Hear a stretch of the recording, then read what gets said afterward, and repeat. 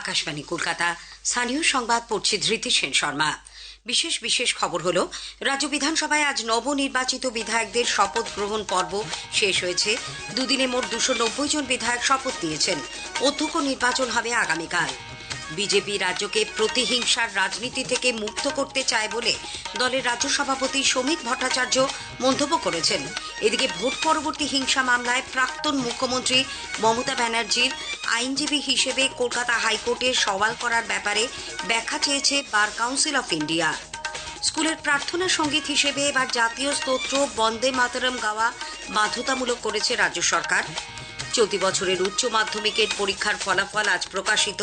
পাশের হার 91.23%। দীর্ঘ জটিলতা কাটিয়ে চিংড়িঘাটায় মেট্রো প্রকল্পের বকেয়া কাজ আগামীকাল শুরু হচ্ছে। এদিকে কবি সুভাষ মেট্রো স্টেশনের সংস্কারের জন্য রবিবার মেট্রোর ব্লু লাইনে শহীদ ক্ষুদিরাম ও মহানায়ক উত্তম কুমার স্টেশনের মধ্যে ট্রেন চলাচল বন্ধ থাকবে।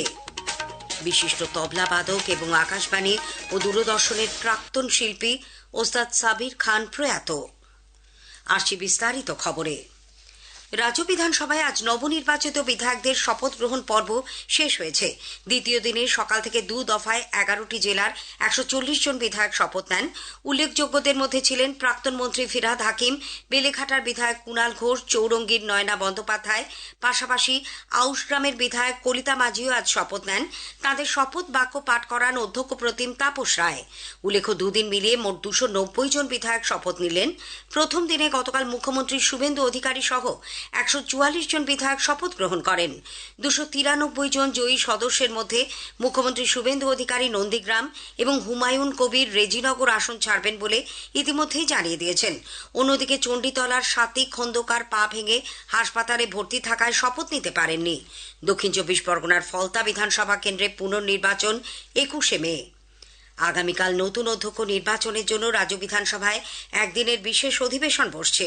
সরকার পক্ষ ইতিমধ্যেই কোচবিহার দক্ষিণের বিজেপি বিধায়ক রথীন্দ্র বোসের নাম অধ্যক্ষ পদপ্রার্থী হিসেবে ঘোষণা করেছে। একটি প্রতিবেদন। রাজ্য বিধানসভার পরবর্তী অধ্যক্ষ নির্বাচনের জন্য আগামীকাল একদিনের অধিবেশন বসছে। ইতিমধ্যেই সরকার পক্ষের তরফে ওই পদে প্রার্থী হিসেবে কোচবিহার দক্ষিণের বিধায়ক রথীন্দ্র বসুর নাম প্রস্তাব করা হয়েছে। আজ অন্য কোনো প্রার্থী মনোনয়ন জমা দেননি, ফলে সর্বসম্মতভাবে তিনি অষ্টাদশ বিধানসভার অধ্যক্ষ হিসেবে নিযুক্ত হচ্ছেন, তা একরকম স্থির হয়ে গিয়েছে। প্রথামাফিক আগামীকাল অধিবেশনে আনুষ্ঠানিকভাবে নতুন অধ্যক্ষের নাম ঘোষণা করা হবে। এরপরে মুখ্যমন্ত্রী এবং বিরোধী দলনেতার যৌথভাবে তাকে অধ্যক্ষের আসনে বসিয়ে দেওয়ার কথা। অভিরূপ ভট্টাচার্য, আকাশবাণী সংবাদ, কলকাতা। মুখ্যমন্ত্রী শুভেন্দু অধিকারী সর্বসম্মতিক্রমেই রথীন্দ্র বোস বিধানসভার অধ্যক্ষ হিসেবে নির্বাচিত হবেন বলে প্রত্যয় ব্যক্ত করেছেন। সাংবাদিকদের তিনি বলেন, অধ্যক্ষ পদ পরিচালনার জন্য রাজনৈতিক অভিজ্ঞতা এবং শিক্ষাগত যোগ্যতা প্রয়োজন। একজন চার্টার্ড অ্যাকাউন্টেন্টকে এই পদে মনোনীত করতে পেরে সকলেই খুশি। এই পদটা চালানোর জন্য রাজনৈতিক অভিজ্ঞতা এবং উচ্চশিক্ষারও কিছুটা দরকার রয়েছে। উনি নিজে একজন সিএ, চার্টার্ড অ্যাকাউন্টেন্ট, এবং এই ধরনের মানুষ মনোনীত করতে পেরে আমরা সকলে খুশি। এবং উনার চালানোর ক্ষেত্রে আপনাদের সকলের সহযোগিতাও আমরা চাইব এবং আশা করব পরম্পরা মেনে যাতে সর্বসম্মতিক্রমে স্পিকার নির্বাচনের যে ঐতিহ্য নজির রয়েছে সেই ঐতিহ্য তারা বজায় রাখবেন। এদিকে রথীনবাবু বলেছেন, দলের তরফে তাকে যে দায়িত্ব দেওয়া হচ্ছে বিধানসভার মর্যাদা রক্ষায় তিনি তা নিষ্ঠার সঙ্গে পালন করবেন। রাজ্য সরকার পঞ্চায়েত স্তরে প্রায় 6,500 কর্মী নিয়োগের পরিকল্পনা নিয়েছে বলে পঞ্চায়েত মন্ত্রী দিলীপ ঘোষ জানিয়েছেন। তিনি বলেন, বিভিন্ন দপ্তরের আধিকারিকদের সঙ্গে ইতিমধ্যে এই নিয়ে আলোচনা হয়েছে এবং দ্রুত নিয়োগ প্রক্রিয়া শুরুর প্রস্তুতি চলেছে।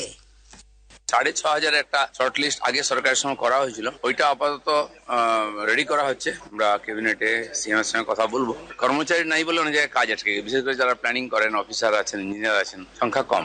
একজন 4টা পঞ্চায়েত দেখেন, ফলে সব ডিলে হয়ে যাচ্ছে। কেন্দ্র তো পয়সা দেবে, পয়সাটা কাজে লাগাবে কি? ইনফ্রাস্ট্রাকচারই নেই। সেজন্য ইমিডিয়েটে একটা লিস্ট যেটা রেডি আছে ওটাকে আমরা পার করবো। তারপরে ধীরে ধীরে বহু কর্মচারী আছেন যারা ভিন্নভাবে ডিপ্রাইভ আছেন, তাদের কথাও ভাবা হবে। বিজেপি রাজ্যকে